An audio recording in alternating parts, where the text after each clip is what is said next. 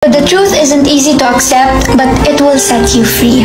Masaya ng puso ko ngayon, at ipagdadasal ko na sana matutunan na din nating lahat na maging masaya para sa iba.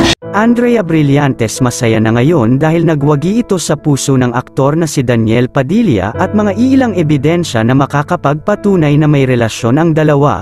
Alamin at panuurin ang buong detalye.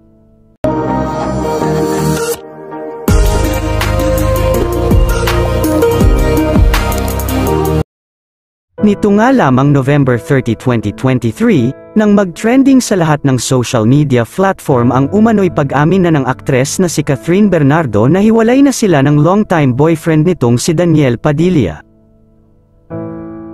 Maraming nasaktan na mga netizens sa pag-amin na ito ng dalawa, ngunit kung mayroon mang labis na nasaktan sa paghihiwalay ng mga ito, iyon ay ang mga halos isang dekada na rin nilang mga tagahanga.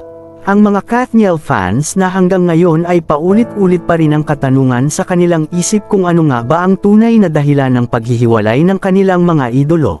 Samantala, nagbahagi naman ng larawan ang matalik na kaibigan ni Catherine Bernardo na si Sofia Andres sa kanyang social media account, ng isang larawan na nagbigay umano ng clue sa pupwedeng maging dahilan ng paghihiwalay ng dalawa. Nag-post ang aktres na si Sofia Andres ng kanilang larawan ng kaibigan nitong si Catherine Bernardo kasama nito. Makikita ang isang hotel na kung saan mayroon inilagay na diamond o gem clip art na pwede ring maging katumbas nito ang salitang brilyante.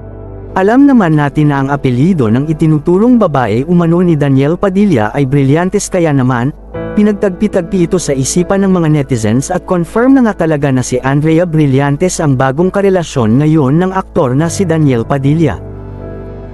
Halata din sa larawan ng isang hotel na ibinahagi ni Sofia Andres, ay isang hotel sa Spain kung saan tugma sa viral na larawan ngayon na kumakalat sa social media na larawan umano ni Daniel Padilla at Andrea Brillantes sa bansang Spain na may iisang background lang ito. Isa pa na clue na mas lalong nagpatibay ng ebidensya na may relasyon ang aktor na si Daniel Padilla at Andrea, ay ang petsa umano ng pag-amin sa publiko ni Catherine Bernardo dahil umamin ito November 30, 2023. Na alam naman nating lahat ay ito ang paggunita sa bayani na si Andres Bonifacio na ang initial nito ay letrang A at B na walang pinagkaiba sa initial ng pangalan ni Andrea Brillantes. Ngunit may isa pang itinuturo umano na babae na naging dahilan ng hiwalayan ng Kathniel. Ito ay ang nakasama nila sa teleseryeng Too Good to Be True na si Jillian Vicencio. Sino nga ba kaya ang nagpapatibok ng puso ngayon ni Daniel? Mag-iwan ng komento sa ibaba. Maraming salamat po sa panunood.